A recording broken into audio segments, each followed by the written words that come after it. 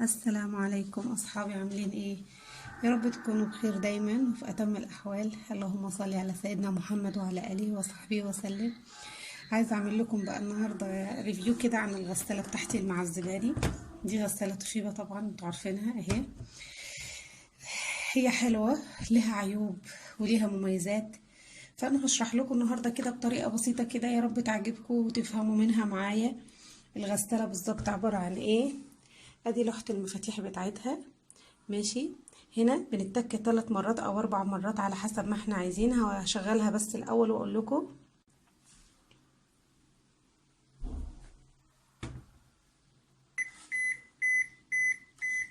انا عملت لها تشغيل دلوقتي، هشوف بقى ايه. هي ساعات كده تقوم مصفرة كده، مش عارفة ليه. فانا هشوف بقى ايه النظام معاها، يعني عايزة ايه بالظبط. ده بقى انا هعمل لها ايقاف اهو عشان اشغلها وتعرفوا نظامها ايه. ادي ايه قلنا اهو، ماشي. ده الزرار الاول اللي هو ووتر، مستوى المية.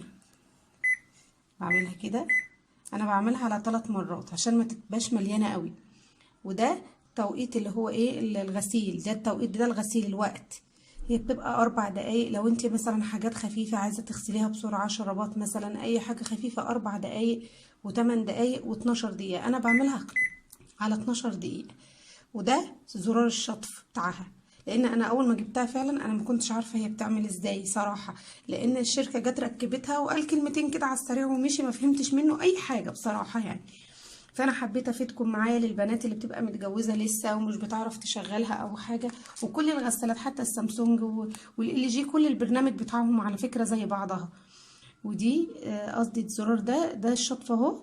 انا بعمله، عايزه تعملي شطف مرتين براحتك، عايزه مره واحده براحتك. انا بعمله مره واحده، بفضل وراها كده لحد ما تديني مره واحده، ماشي. شوفي هي ساعات بتعذب، يعني ساعات تيجي تتكي عليها ما تعرفيش. بصي اهو، تفضلي تتكي اهي، ادتني ايه مره واحده. تمام، وان تايم يعني مره واحده. دوت الزرار ايه السرعه، ده دوران سريع. ده بتاع اللي هو بقى ايه، اللي هو العصر وكده، وده اللي بيعصر الهدوم. ده اهو دقيقة، عايزاه دقيقة تفضل تعصر دقيقة، 5 دقايق 9 دقايق. انا بعملها في المتوسط 5 دقايق اهو. فهي ايه بقى عشان تفهميها بسرعة وتفضل المعلومة في دماغك. يبقى اول زرار 3 مرات، 3 مرات، مرة مرتين، 3 مرات مرة، 3 مرات معلش، 3 مرات مرة مرتين تتكي يعني. نيجي بقى هنا، ده كده انا لو اتكيت تشغيل اهو خلاص اهي هتشتغل اهي. افتح لها الحنفية اهي كده، بتملى مية خلاص اهي. تمام كده، تمام. شايفين معايا كويس اهو، هي بتملى مية لنفسها. وانا عندي دي حنفية بارد ودي حنفية سخنة، يعني لو عايزة سخن وبارد اهو الاتنين جنب بعض وهما متوصلين اهو. ده الخرطوم سخن وده خرطوم بارد اهو. ده الريفيو بتاع الغسالة، بس لسه هنكمل ان شاء الله. ايه ازاي بقى هي لها العيب بتاعها ايه بالظبط، هقول لكم عليه. عيبها بقى ايه الغسالة دي بقى، عيبها بتعمل شوائب كده في الهدوم، فاحنا عايزين نتلاشى الموضوع ده. هنعمل لها ايه بقى، هنعمل لها الست ديت عشان ايه ما تزهقناش كل شويه الابله غساله دي. في ليها برنامج، ليها حاجه هنا نضغطها، ماشي، في دوره الغسيل. في البرنامج ده غسيل اعتيادي، وده غسيل تقيل، وده لطيف يعني حاجه بسيطه، ودي بطانيه، وده نقع، وده تنظيف الحوض. احنا بقى هنضغط على تنظيف الحوض منين بقى، من الزرار اللي هو بتاع ايه الدوره ده اهو، اللي هو ده قدامكم اهو. تمام، دوت هضغط عليه علشان ابدا انضف الغساله كلها حتى من بره من هنا، حتى من بره من هنا كلها، من هنا كله بغسل ده كله، وبغسل الحاجات اللي هنا دي كلها، حتى الجوانب من هنا كلها بغسلها. شوفوا شوفوا هي بتعمل حاجات غريبه كده معايا برضو.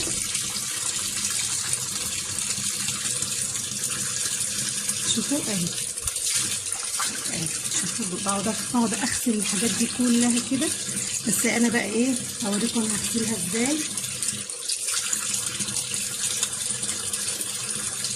اهي.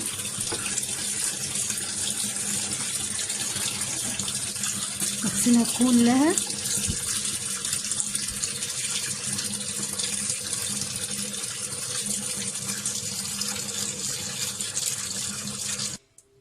اهم حاجه بقى احنا دلوقتي شايفين العلبه دي انا فكيتها اهو منها دي، ده اللي هو ايه الدرج اللي هو بتاع الشوائب والحاجات بتاعه الهدوم اهو. انا شلته كده كان هنا اهو، شلته.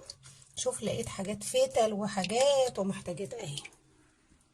دي بقى هاخدها تحت الحنفيه، هنضفها خالص بعيد عن الغساله، وانضف الدرج واعمل لها بقى الدوره اللي هي بتاعه تنظيف الحوض، ماشي زي ما قلت لحضراتكم، وهوريها لكم في الاخر بس عشان انا ما اطولش الفيديو.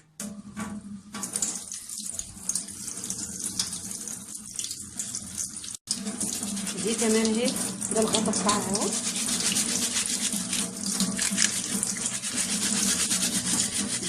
ان شاء الله خليها زي الفل، ماشي زي الفل. انا غسلت الهدوم امبارح واتحملت عذابها فيا، بس قلت يلا بقى النهارده نكمل، هعملها نوت لها بقى النهارده ان شاء الله يا رب. اللي انا بعمله ده كل البنات تفهمه بصراحه، لان انا حاسه كده ان في ناس فعلا والله كتير مش بتعرف، انا ما كنتش عارفاها فعلا. دي فرشه اسنان معايا اهي، ماشي، عشان اجيب بيها بقى الاماكن اللي انا المستعصيه عليا بمعنى اصح. او في حاجات هنا، ده الدرج بتاع الكلور،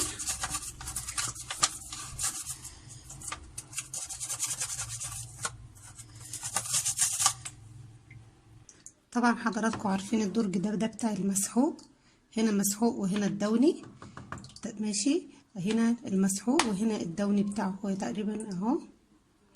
فانا غسلته برضو نضفته 100 بفرشة السنان وقفلته، وهكمل بقى ان شاء الله كل اللي في الغسالة من بره ومن جوه، وهوريها لكم بقى في الاخر خالص، هتبقى جميلة جدا خالص. انا شغالة اهو، بصوا شوفوا في الاماكن دي بقى يبقى فيه تراب وبلاوي.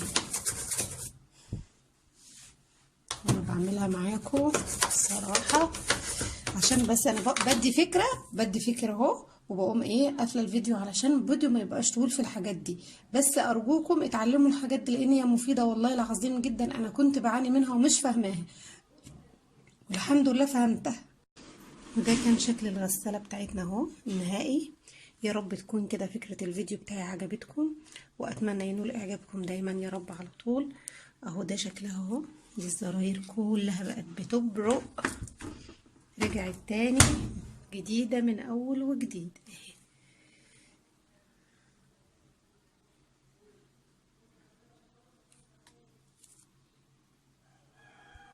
ده شكل الغسالة اهو يا بنات، معايا شكلها النهائي، نظفتها كلها الحمد لله اهي. ده شكلها كمان من بعيد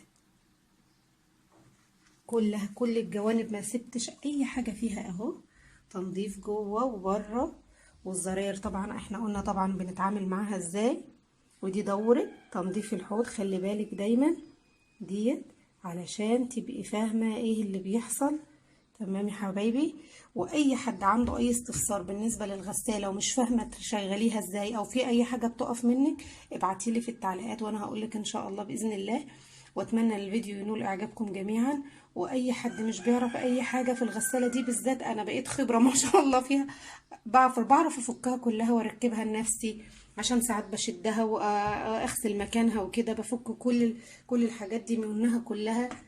تمام. ومن هنا كمان بفكها كمان من هنا وبركبها تاني. وده كان شكلها النهائي اهو.